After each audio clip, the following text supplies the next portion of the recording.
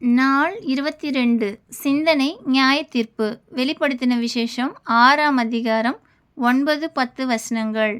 5ஆம் முத்திரையை உடைத்தபோது தேவ வசனத்தின் நிமித்தமும் தாங்கள் கொடுத்த சாட்சியின் நிமித்தமும் கொல்லப்பட்டவர்களுடைய ஆத்துமாக்களை பலிபீடத்தின் கீழே கண்டேன். அவர்கள் பரிசுத்தமும் சத்தியமும் உள்ள ஆண்டவரே, தேவரீர் பூமியின் மேல் குடியிருக்கிறவர்களிடத்தில் எங்கள் இரத்தத்தை குறித்து எதுவரைக்கும் நியாயத்தீர்ப்பு செய்யாமலும் பழி வாங்காமலும் இருப்பீர் என்று மகா சத்தமிட்டு கூப்பிட்டார்கள். அவர்கள் ஒவ்வொருவருக்கும் வெள்ளை அங்கிகள் கொடுக்கப்பட்டது.